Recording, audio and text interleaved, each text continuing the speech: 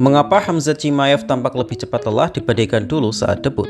Bagi para penggemar Khamzat, pasti akan merasakan hal yang sama. Sejak debutnya di tahun 2020, Khamzat digadang-gadang menjadi Khabib 2.0 karena di tahun yang sama Khabib Nurmagomedov pensiun. Saat itu, Khamzat dikenal sebagai pegulat eksplosif dan memiliki stamina yang luar biasa badak layaknya Khabib. Namun sejak pertarungannya melawan Gilbert Burns yang membuatnya sempat knockdown dan sempoyongan, para fans mulai bertanya-tanya mengapa kardio Khamzat tampak melemah. Jawabannya, kemungkinan besar akibat dari terkena efek COVID-19. Perlu diketahui, Khamzat pernah terkena virus COVID-19 parah yang bahkan membuatnya sempat pensiun. Ia memperlihatkan dirinya yang batuk darah di wastafel dan menuliskan caption pensiun. Meskipun akhirnya ia membatalkan niatnya itu dan kembali ke oktagon, tapi fans menyadari bahwa meskipun skill Khamzat tidak menurun, tapi kardionya tampak menurun drastis. Dan di pertandingan terakhirnya melawan Kamaru Usman, itu terlihat jelas di mana Khamzat yang sangat agresif di 2 ronde awal terlihat sempoyongan melawan Usman di ronde 3. Banyak yang berpikir jika pertarungan tersebut berlangsung 5 ronde, maka Usman akan menang. Padahal itu Usman short notice loh. Itulah banyak pihak yang mengatakan jika DDP entah bagaimana caranya mampu bertahan di 2 ronde awal dari serangan Khamzat, maka DDP akan sangat diunggulkan. DDP sejauh ini sih punya plot armor. Jadi bagaimana menurut kalian?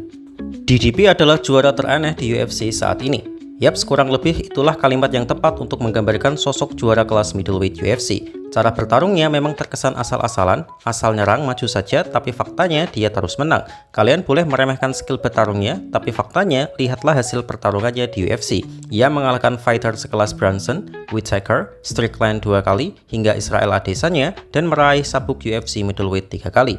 Biasanya, sang juara UFC memiliki 1 atau 2 skill hebat yang terlihat superior dibandingkan kontender lain di kelasnya. Misalnya Pantoja dengan grapplingnya, Merab dengan kardionya, atau Topuria dengan boxingnya.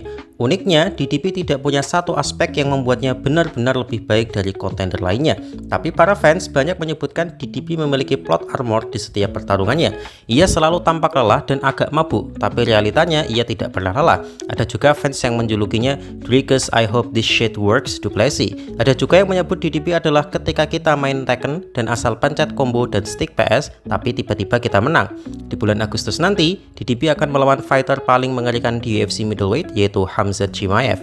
Tapi meski semua fans tahu kalau skill Khamzat jauh di atas DDP, realitanya banyak yang menjagokan DDP meskipun mereka tidak tahu bagaimana cara DDP menang. Kalau tidak percaya, lihat saja komentar para pecinta UFC berikut ini. Jadi bagaimana menurut kalian? Jon Jones tidaklah pensiun tapi lari dari Aspinall. Yaps, itulah yang kurang lebih dikatakan oleh mantan juara 2 divisi UFC yang sekarang menjadi komentator, yaitu Daniel Cormier dalam podcast terbarunya bersama Henry Cejudo dan Kamaru Usman. Memang betul bahwa banyak pihak berpikir bahwa DC hanya benci pada Jon Jones mengingat ia dikalahkan 2 kali. Ya, meskipun yang pertama Jon pakai steroid sih, tapi jika kita semak argumennya sebenarnya itu logis. Secara skill bertarung, DC tidak pernah mengatakan hal buruk pada Jon Jones. Ia secara jujur mengakui bahwa ia tidak bisa mengalahkan Jon Jones karena memang sehebat itu skillnya, dan saya rasa mau fans atau haters juga setuju sih. Namun yang membuat DC gusar adalah mengapa ia tidak pensiun dari awal sejak mengalahkan Stipe Miocic. Mengapa ia harus menunggu 1 tahun dulu untuk menyatakan pensiun? Artinya kemungkinan Jon ingin bertarung 1 kali lagi tapi menolak jika bertarung dengan Aspinall. Perlu diketahui, Jon Jones memang call out Alex Pereira jika ia menang melawan Ankalaev, tapi sayangnya Alex kalah dan Jon Jones tidak punya opsi bertarung selain melawan Aspinall.